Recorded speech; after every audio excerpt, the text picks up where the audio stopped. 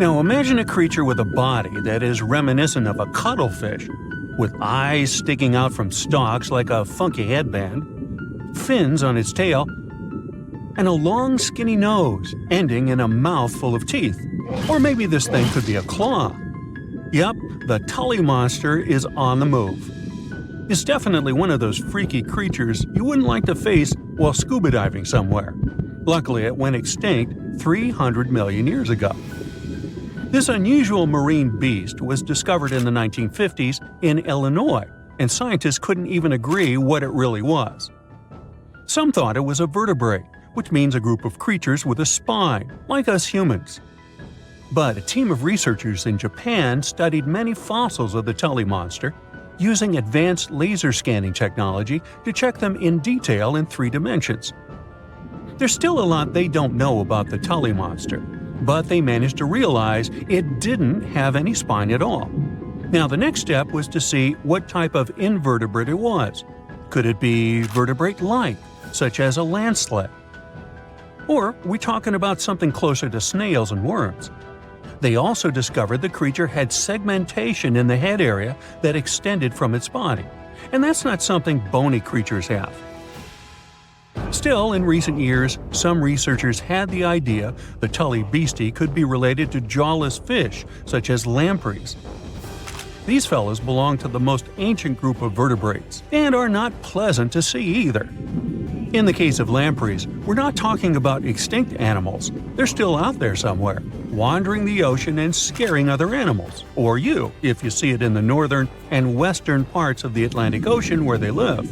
And they've been here really long, even before the dinosaurs. A long time ago, long before humans or I even existed, there were eurypterids, weird creatures from a group we call arthropods, which includes spiders, insects, and crabs. But eurypterids were unlike anything you've ever seen before. They had a body shape similar to horseshoe crabs, with many segments that made up their body. Instead of legs, they had special appendages at the front that acted like oars. Some even call them giant scorpions, but most eurypterids were actually quite small, except for this special one, which was truly enormous. It could grow to a staggering length of about 8 feet. Wow! The next time you see a crab scuttling along the beach or a spider swimming its web, remember, we're lucky we only got mild versions of their ancient relatives, which, by the way, disappeared hundreds of millions of years ago. Whew. Now, some eurypterids were pretty fierce and fast predators. They would swiftly swim after their prey, chasing them down in the water. Others were more like scavengers, living on the bottom and feeding on whatever they could find along the way. They had a taste for the leftovers, like some sort of cleanup crew of the ancient oceans. Eurypterids love to spend their time in brackish water environments. It's water with more salinity than fresh water, but still less than seawater. Now imagine you're just floating around and all of a sudden you see this guy. No, it's not some weird tiny spaceship, and you won't see it floating in space, even though that's where it would perfectly fit in, as some weird creature from another planet you'd see in sci-fi movies. You'd actually see it floating in the sea, because we're talking about a really small animal with enormous eyes called Dollocaris. Each of its eye bulbs was about a quarter of its whole body length. That's what gives it that space look, like it might live on one of the oceans under the surface where we look for life, like Europa, one of Jupiter's moons, or Titan, Saturn's biggest moon. I could easily imagine creatures like Dollocaris giving us a warm welcome once we get to Mars, too. Dollocaris had great vision. It would keep a keen eye out for any movement in its surroundings. Once it noticed something, it would swiftly launch its spiky appendages forward. At first, these things looked like tools for fixing stuff, but Dollocaris actually used them to capture smaller arthropods. The unusual thing is that even though it had such great eyesight, Dollocaris still spent most of its time catching prey in brighter waters near the surface. And yet, scientists found its fossils in the rock layers that are more often associated with darker environments, where animals such as deep-sea crinoids and vampire squids reside today. It's confusing. But one of the explanations for this says it's possible these deep-sea creatures actually lived in shallower waters in the past and later ended up in the depths as the geography of our planet changed over time. No one knew what Dollocaris really was. It could belong to a group of arthropods, and it seems to me that's where most of the world's weirdest creatures are. Some believe it could be related to mantis shrimp, while others compare it to blind, worm-like crustaceans that live in dark underwater caves. And check out this enormous worm lurking beneath the sandy ocean floor, patiently waiting for its next meal to swim by. These ancient creatures were like stealthy predators, perfectly camouflaged in their sandy lairs. And now, 20 million years later, scientists have found the remains of their hidden hideaways. The burrow they discovered, shaped like the letter L, was found preserved in ancient sediment on the seafloor of Taiwan. It was around 7 feet long and only an inch wide. That's where the ancestors of modern bobbit worms lived. Bobbit worms have been around for a long time. They can grow to be a few inches to a whopping 10 feet long. A pretty weird creature dominated the skies at the end of the dinosaur age in North America. We know it as Quetzalcoatlus, and it soared above famous dinosaurs like Tyrannosaurus and Triceratops, showing them who the ultimate ruler of the skies was. Quetzalcoatlus belonged to a group of flying reptiles called pterosaurs. They were some of the biggest flying animals ever known to exist. When you think of Quetzalcoatlus, imagine an animal as tall as a giraffe. These incredible creatures had long necks, small bodies, long legs, and wings that were relatively short compared to their size. The biggest of its kind was really massive and held the title of being the largest flying creature of all time. They had long, pointed skulls, while some also had short crests at the back of their heads. And for a long time, researchers were confused about how these giant pterosaurs hunted for food. At first, some even believed that Quetzalcoatlus and its relatives were like giant vultures that scavenged the remains they would find around. They drew such a conclusion because Quetzalcoatlus fossils were found inland, away from the coast where other big pterosaurs were found, such as the crested pteranodon. Plus, many thought these fellas were skilled at skimming, which means lurking over freshwater systems and catching fish. But it appears these massive animals were actually predators with excellent hunting skills. The exact technique they used to catch their prey remains a mystery, though. Now here's another cool discovery, a specific fossil as the oldest evidence of muscle tissue ever found. This fossil belongs to a group of animals that includes modern creatures such as jellyfish, corals, and sea anemones.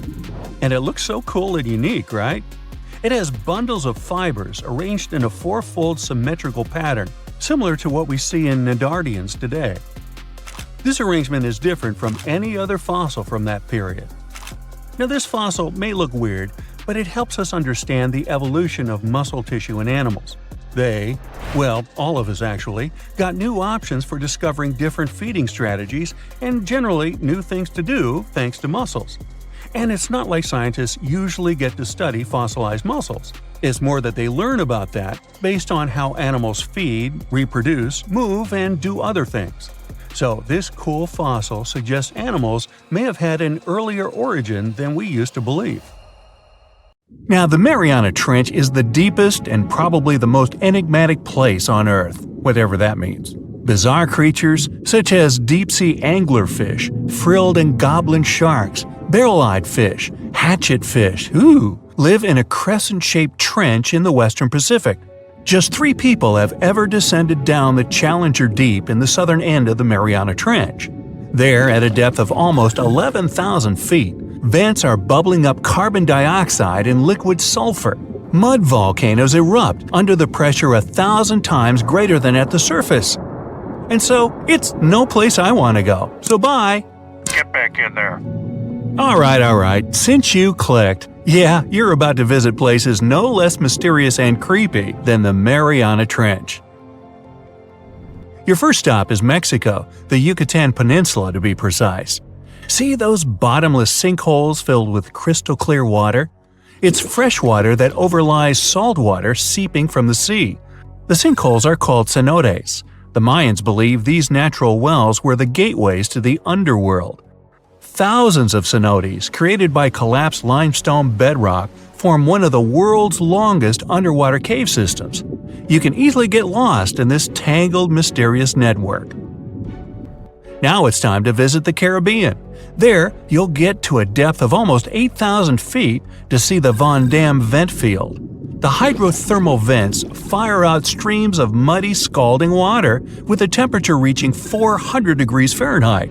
That's almost enough to bake a pizza. These mounds are made of talc, a substance you can find in baby powder. The Van Dam vent field is an oasis for odd species. One of those is kind of a creepy shrimp without eyes. Instead, they're equipped with patches of light-sensitive cells on their backs. Now, you don't have to travel far away. The next enigma on your list is also in the Caribbean. Just off the coast of Belize, there is a giant sinkhole. It's also blue. Yep, that's the Great Blue Hole. The thing is about 1,000 feet across and more than 400 feet deep. Once, a long time ago, this hole was a cave until rising waters filled it, making it collapse in on itself.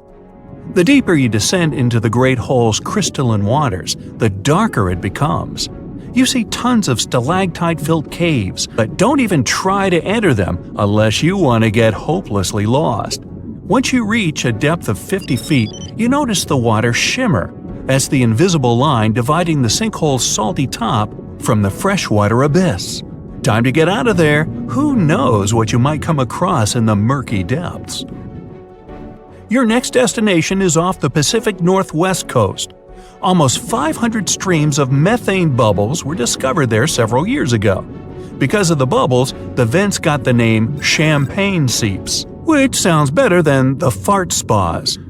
Scientists are still puzzling over this phenomenon. Where does the methane come from? Underwater cows? Why is its temperature warmer than that of the surrounding ocean? And most importantly, what would happen if you managed to light a match somewhere near a large bubble? Methane is a highly flammable gas, and setting a methane bubble on fire, well, you get the picture. And now you're off to Iceland. The plan is to dive into Silfra, a fissure filled with pure glacier water. This 206-foot deep crack is the only underwater place on the planet where you can touch two continents at once. The deeper you go, the darker it becomes. The rocky landscape looks otherworldly. Divers who dare to visit this incredible place risk having their gear frozen, getting hypothermia, or not surviving whatsoever. After all, the water temperature in Silfra Fissure is about 35 degrees Fahrenheit year-round.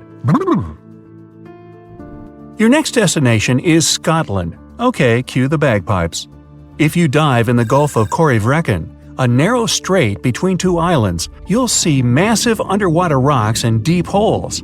They create the third largest permanent whirlpool on the planet, the Corryvreckan Maelstrom. The water moves through the strait at breakneck speed. It hits the underwater rocks, and the place looks like a pot with boiling water.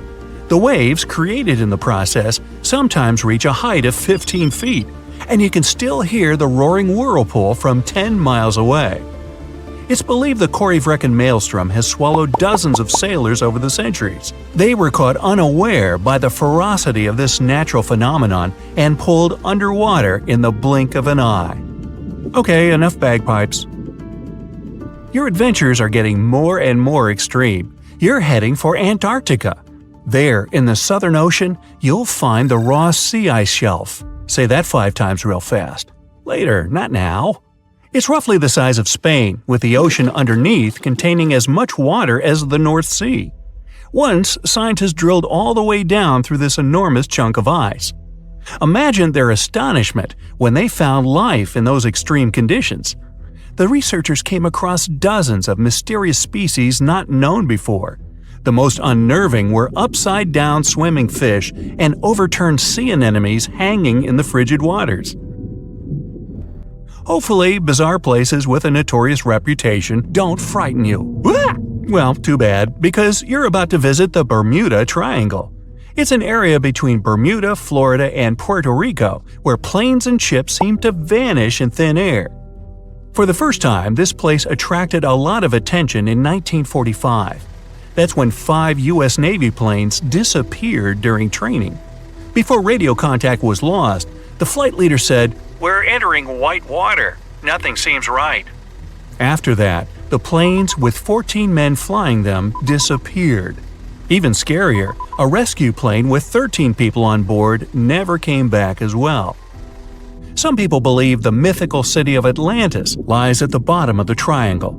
They claim its inhabitants use extraterrestrial technologies to sink ships and crash airplanes. Others blame rare and unexplored natural phenomena, for example magnetic anomalies, or massive pockets of flammable methane gas. There we go again.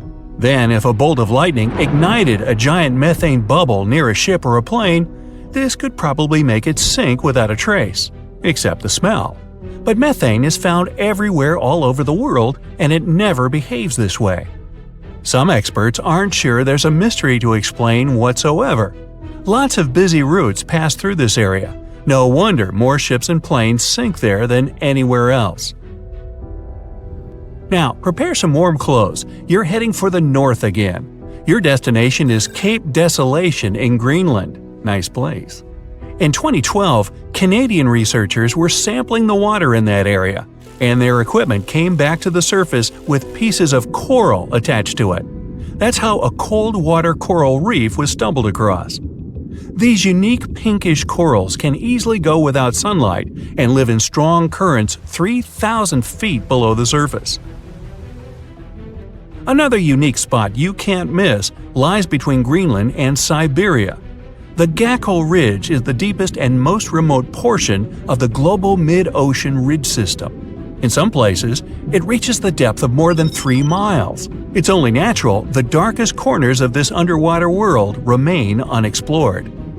Fascinating chemical reactions happening at the bottom of the ridge produce hot fluids rich in minerals. They spew, like freshmen at a rush party, from seafloor vents. And since these vents are isolated from the rest of the ocean, they're hotspots for bizarre creatures found nowhere else in the world.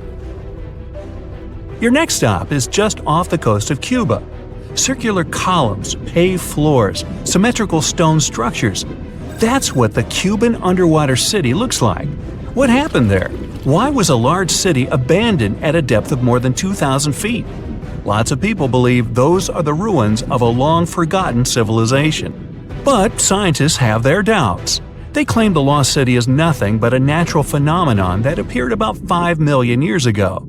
The disc and donut structures often appear around the areas of the seafloor where natural gases break free. Again with the gases. When you come to visit the Sargasso Sea in the middle of the North Atlantic Ocean, you won't find its shores. Instead, it's surrounded by powerful ocean currents. These are the same currents that turn the sea into a gigantic convention for dense brown seaweed. In the 19th century, a French ship was discovered in the Sargasso Sea. Its sails were set, but not a single crew member was on board. This mysterious disappearance made people believe the seaweed was carnivorous. The Sargasso Sea is indeed a weird place. It's always eerily calm and unnaturally warm, even though it's surrounded by the churning, freezing waters of the Atlantic Ocean. Could one of these bizarre places become a home to the largest marine predator ever, the Megalodon?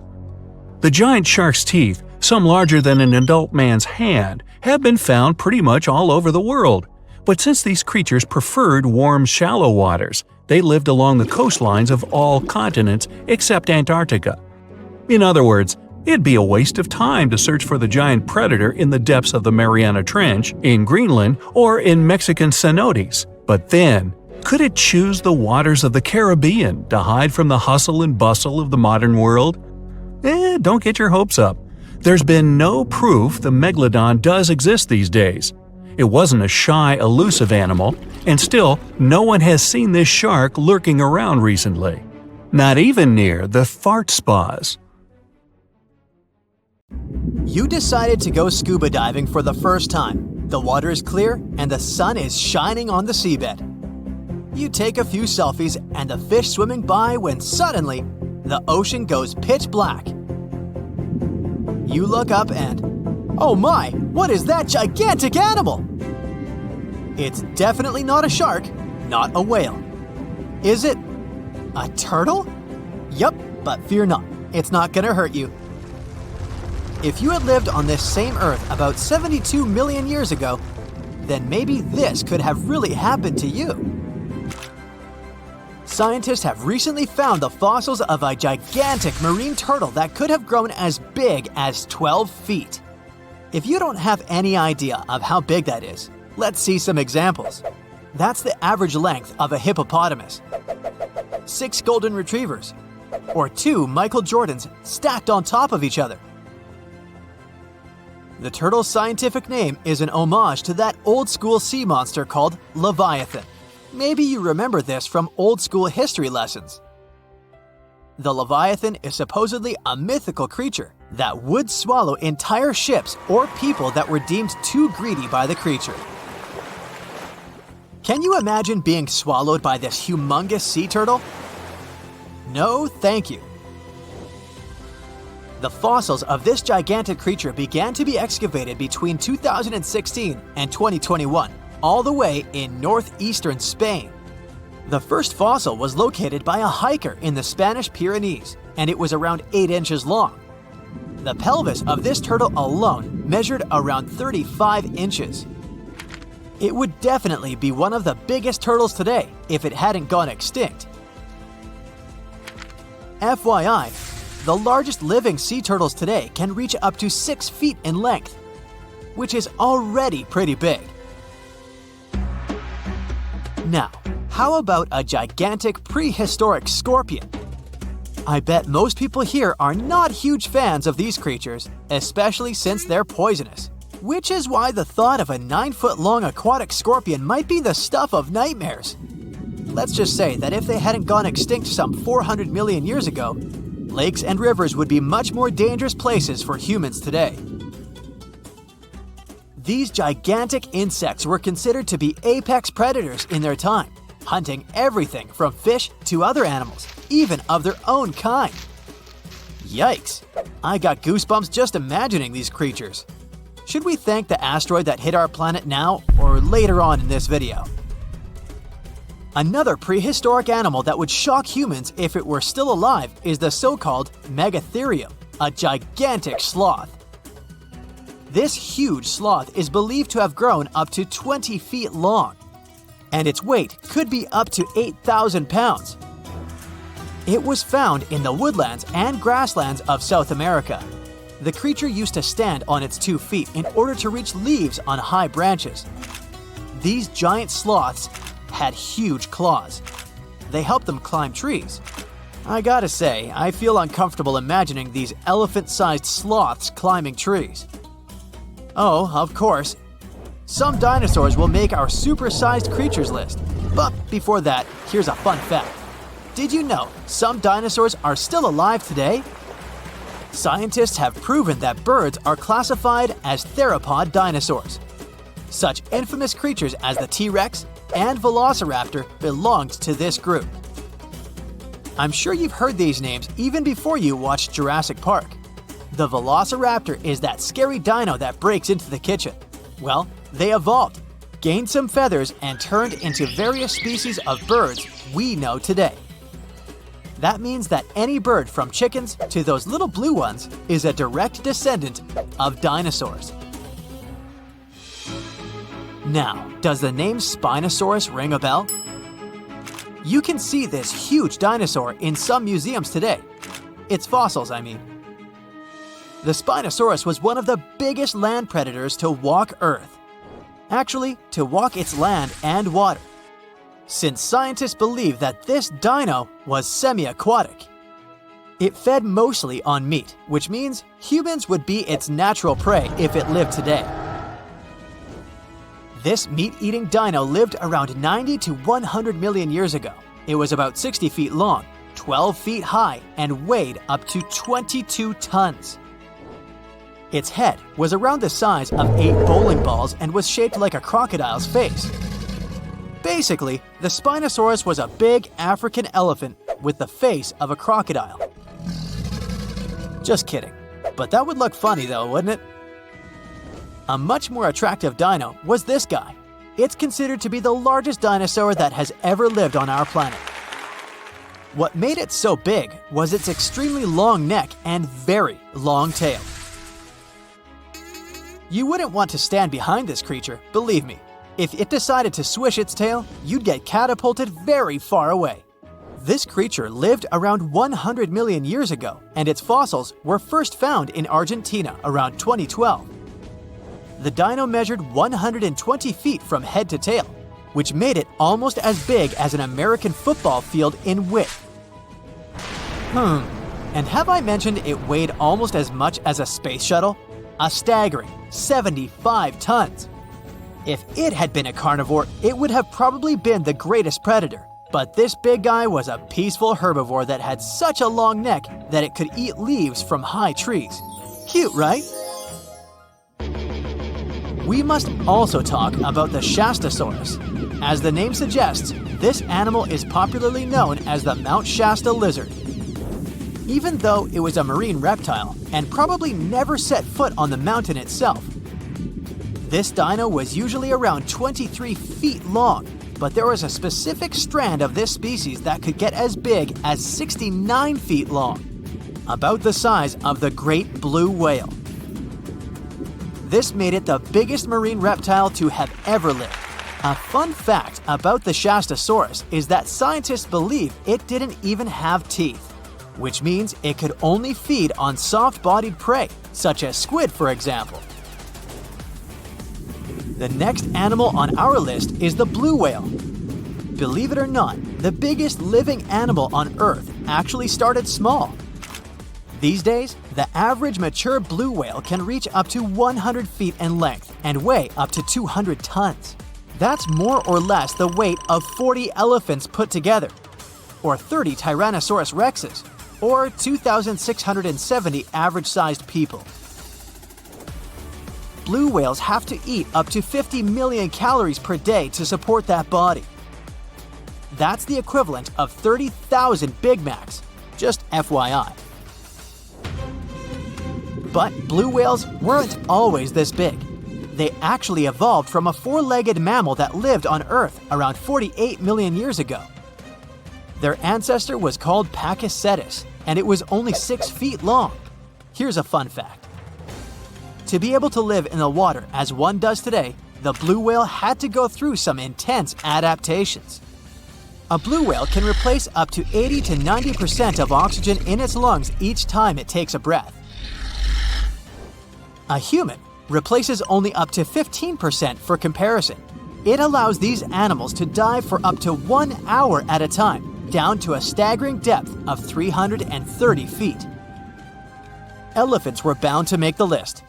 Elephants are currently the largest land animals on Earth. They can grow to be about 13 feet tall and weigh up to 7 tons. That's pretty small if we compare it to the other animals that once lived on Earth, right? But if we placed a 6-foot-tall human next to an elephant, we'll see it's not at all that small. African elephants are bigger than their close relatives, Asian elephants, and they have a similar lifespan to humans, up to 70 years. Pokemon might have made us collectively wish that salamanders were real-life dragons, although they're not. They can still be pretty cool, though. There's a giant species of salamander that is known to be the largest living amphibian. They can grow to be as long as a regular-sized human, reaching up to 6 feet. I bet that wouldn't be a pleasant underwater encounter. We're in Siberia. It's so cold here that freezing gusts of wind are burning your face. All that white snow seems to be blinding you. This place resembles Antarctica because of the permafrost. Recently, a group of scientists researched one of the local rivers. With the help of a drilling rig, they extracted several samples of frozen soil.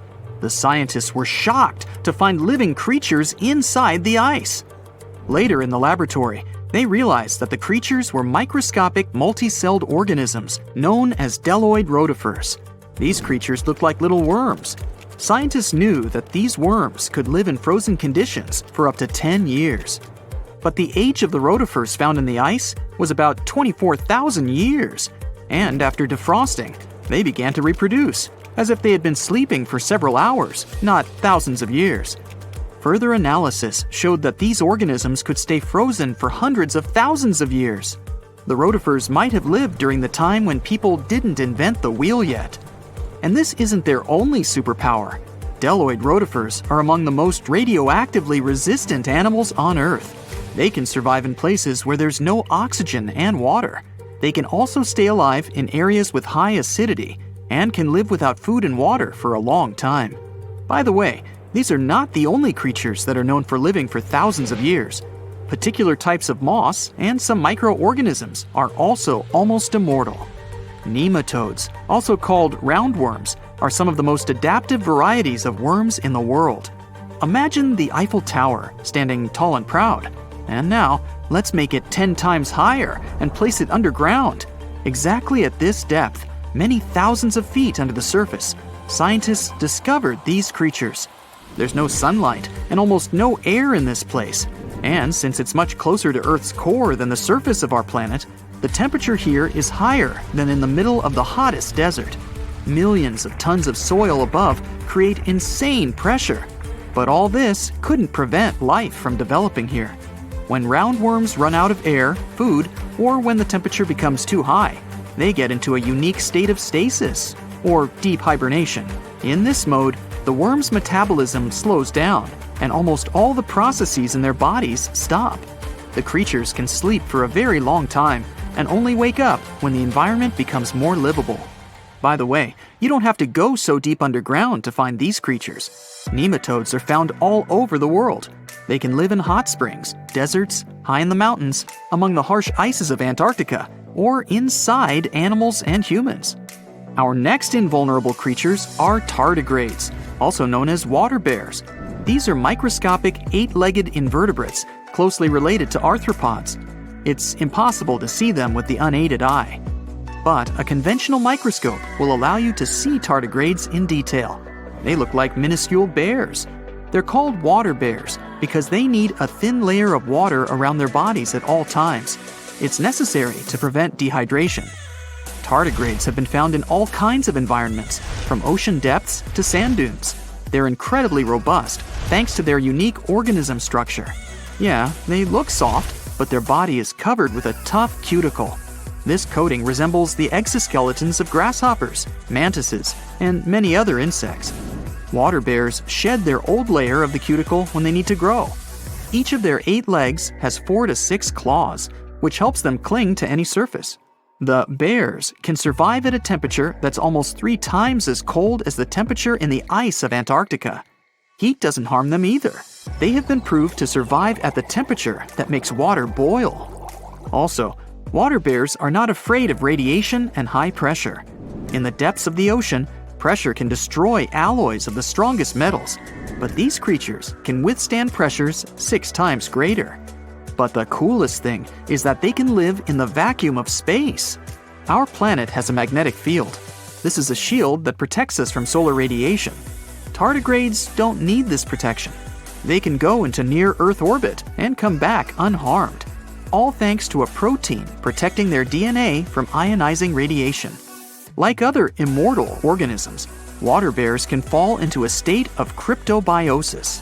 Tardigrades pull their head and legs inside their bodies and fall asleep. If the surrounding conditions suggest freezing, drying out, or experiencing a lack of oxygen, they will remain in this barrel form until the situation improves. So those are microscopic organisms and microbes that can only be seen through a microscope. But how about something bigger? Meet ironclad beetles. They live in the southwestern US and Mexico. These insects can not survive high temperatures, live without oxygen, or in conditions of increased radiation. But their shells are so tough that they can only be pierced with a drill or hammer. Their durable exoskeletons are made of a special substance, chitin. It can also be found in the armor of crabs or shrimp. And still, the chitin of the ironclad beetle is so durable that it allows this creature to withstand the impact of a car moving at high speed. In times of danger, they can hide their whiskers and strong legs in special recesses in their shell. Other animals can't bite through the armor, so they spit the beetle out and leave to look for lunch somewhere else. As soon as the danger disappears, the bug stretches out its legs again and goes about its business. Also, the armor saves the beetles from dehydration, which is very useful in hot areas of Mexico and the southwestern US. Inside the exoskeleton, they can store moisture. In other words, these bugs can absorb water whenever they find it and transport this liquid inside themselves. The next creatures are incredibly fragile, but they know how to survive in places where almost no other animals can live. We're going to the southeast of Romania, near the Black Sea. Here, on a desolate wide plain, you can notice a pit. This is a mine leading deep underground. The air on the surface of our planet usually contains around 20% oxygen, but in the mine, it's only 10%. Inside the cave, the air also has an increased content of hydrogen sulfide and carbon dioxide. People can't breathe there without an oxygen tank. We can probably say that the water and air there are poisoned. Almost no animals would be able to survive here. Still, 48 species of living organisms have been found in this cave. 33 of them are newly discovered species. And they aren't the only microbes or bacteria that can't be seen without a microscope. Something bigger lives here. Strange white snails crawl over the walls of the mines. Transparent shrimp and a bunch of unknown kind of leeches swim in the water. White centipedes with huge whiskers and creepy white spiders run on the ground. And they all have been growing here for almost 5 million years.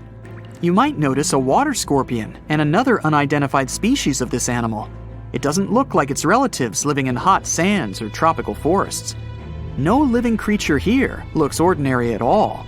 All animals are either white or transparent. They have no eyes, but are equipped with long paws and antennae whiskers that help them navigate in this dark space. The deeper you go into the cave, the less oxygen the air contains. But the number of living organisms is increasing. The air is filled with methane and carbon dioxide. All the inhabitants of this cave have never seen the light of the sun and have never gone out of the darkness. It seems impossible to survive in such conditions where plants don't produce oxygen. The answer to the question of their survival is hidden in a small lake. The surface of the water is covered with strange foam. If you look closely, you can see that this white substance is alive. It resembles soft, wet paper that is easy to tear. The thing is billions of living organisms, bacteria called autotrophs. There's much more carbon dioxide in the cave than there is outside, and these bacteria, like plants, absorb it. But they don't do this with the help of photosynthesis, which means they don't need sunlight. They use water for chemosynthesis. What these bacteria secrete is food for other bacteria, and these other bacteria are food for bigger creatures. A unique food cycle that you can't find anywhere else on the planet only exists here. Ah, that's funny. Well, everything is when you're a giant hyena, Pachecrocuta. If you want to picture how animals from ancient times look like, just imagine them way bigger with larger and sharper teeth. And wait, like that isn't enough? Yup, you had to be one mighty beast to survive in such times when everything around you is like 5XL. This hyena was up to 3 feet tall with a weight of 400 pounds. That's the size of a modern lion and around 3 times bigger than today's hyena. The ancient one also had shorter legs, which is also the reason plenty of prehistoric creatures went extinct. Over time, they ran out of food, but couldn't run fast or long enough to catch prey. Also, they couldn't escape quickly enough if there was some bigger guy nearby. Ancient and modern hyenas have quite similar habits. Diet, meat, and meat. They both prefer to steal food from other usually smaller predators rather than go hunting on their own. And of course, they're both always smiling at everyone around. Cheese! You always somehow picture sharks as those marine animals we should be afraid of, right? Not whales. They're mostly good-natured, eating their plankton, spraying out water through that hole in their backs and stuff. And of course, they could get a little clumsy from time to time, so they turn over a ship. Anyway, they're not that into hunting humans. Well, if we all lived in the time of this 50-foot, 50-ton whale, Leviathan, I like to call Toothy, let's just say going to the beach would never be the same. The beast weighed like 6 elephants and was longer than a truck. Oh yeah, about that Toothy thing? This whale had teeth longer than your palm and a quite refined hunting instinct, so it went after all marine animals, including other whales too. Its only rival was the Megalodon itself, the only biggest and scariest shark that ever lived on our planet. Okay, of course, this list is full of giant and dangerous animals with extra sharp teeth who you're certainly glad they went extinct. But there's also some close relative to a human ancestor here too. Hello, distant cousin? Paranthropus. So our cousin P had a big brain, well, at least for those times, and good reflexes, which is why they could defend themselves against some bigger and less brainy creatures that were after them. They mostly ate plants, roots, nuts, soft fruits, young leaves, probably insects, and seeds. They were around 5 feet tall and 150 pounds in weight. Not that big compared to other prehistoric mammals, but still big enough to survive those tough times. Way to go, P! The next one is, yes, I'm very happy these things went extinct, prehistoric mammal, Gorgonopsia. They were something between mammals and reptiles with, of course, very, very big 5-inch saber-like teeth, an 18-inch long skull, and the size of a modern bear. At their beginnings, these guys were really small, no bigger than a dog. After a while, evolution did its thing and turned them into the biggest carnivores of their time, which was over 250 million years ago. I wasn't around then. Scientists still don't know if they had clear skin, fur, or scales, but they do know these beasts had rather long legs compared to the rest of their body, which means they could run much faster than many other animals from those times. Andrewsarchus, or Andy, my nickname for it, is everything you would attribute to today's predators, such as tigers, wolves, or hyenas. Only a bit more intimidating version, of course, with extremely sharp teeth. Who would have thought the biggest meat-eating mammal that ever lived is actually a part of the family where pigs, camels, and antelopes came from? It had the size of a modern bison, with a weight of at least half a ton. Andy wasn't that picky with the menu, so it went after most other animals that lived back then, which was around 40 million years ago. It seems ancient times were those where tigers or some other predators were afraid of pigs, unlike today. Yup, step back, Terminator pig, Entelodon, is on its way. Okay, research actually showed they were more like hippos, whales, and its cousin Andy. But this cool nickname has already been given, so we can't go back. Early Terminator pigs were no bigger than today's swines, but they grew to become cow size over time. They also had short snouts, but a couple of million years later, evolution decided that's not scary enough and made their lower and upper jaws much longer. Oh, and they got an even sharper set of canines, a special How to Creep Your Rivals edition. Whew! Finally, an ancient mammal we don't have to be afraid of. Well, at least if we're not in its way, because if this giant accidentally stepped on you, squish. But at least its menu consisted of plants, so we would be safe at some point. Let me introduce you to the gentle giant thunderbeast, Brontotherium. It had quite a sturdy nasal horn, weighed 3 tons, and was 16 feet in length, which is bigger than a modern rhino. The size, unfortunately, didn't help it much. Andy was always just breathing down its neck, preying at it and its companions. Such a list definitely can't go without the menacing saber-tooth cat. Around 4 feet long, 100 pounds, agile, completely capable of hunting in coordinated packs. But you know cats, they like to brag about the catch they got on their own. That's our Megatherium. You can find her and her companions all over the world, in Europe, Asia, North America, and Africa. Now, we often think all big cats are into running after their prey, but Megan wasn't built for speed at all, nor did it sprint after her prey like some other cats. No, she preferred to wait for the prey to get closer. She would choose a good spot, climb up some tall tree, hide, and simply chill. After a while, some innocent herbivores would go there to drink some water, and bam! Surprise! Megan's down. Her hunting style is something we see in leopards today. Teeth were her main weapon, so gotta watch out for those big upper canines. Oh, finally a name I can more easily pronounce, so I don't have to come up with my own. The giant short-faced bear. This beast could run up to 40 miles per hour. After it cornered its prey, the bear would rear up to its full height, 13 feet, so the poor animal knew nothing good was about to come. Cave bears usually prefer vegetables, but as far as this short-faced one was concerned, nah, meat is way better. It liked to hunt as well as collect what other predators would leave behind. Also, as far as is known, apparently no one ever asked this short-faced bear, "Hey, why the long face?" Leo, the prehistoric lion, Thylacoleo. Gee, sounds like a pharmaceutical. Anyway, 5 feet long, 200 pounds, insanely strong jaws, sharp teeth, long retractable claws, muscular body. Hey, it's me. No, not really. It also had a surprisingly powerful tail. Leo actually comes from the land down under, where ancestral kangaroos lived, and they also had quite strong tails to balance themselves. Okay, speaking of kangaroos, here's one small surprise: Leo's roots. You would think kangaroos, koala bears, and giant wombats were there just to live a happy life until they became someone's breakfast. But their family somehow raised an animal that looked like a saber-tooth tiger but with bigger teeth.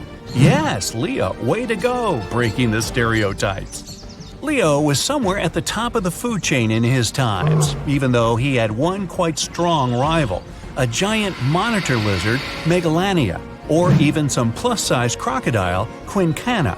Okay, move guys, this is not a video about reptiles, wait your turn. Prehistoric age, dinosaurs ruled all over the region, making a mess, while other animals shiver in fear and hide from them. Hey, not so fast, dinos! There's Mr. R, Rapenomamus, a mysterious mammal that decided to stand up to the authorities. He showed up 130 million years ago and was a badger-like 3-foot-long animal. Doesn't sound much compared to the T-Rex and bigger dinos, but was way bigger than some of those feathery dinosaurs from the same time. Not only that, he would eat them. We don't know how exactly, but let's just say Mr. R had his own ways. I'm guessing it was for breakfast.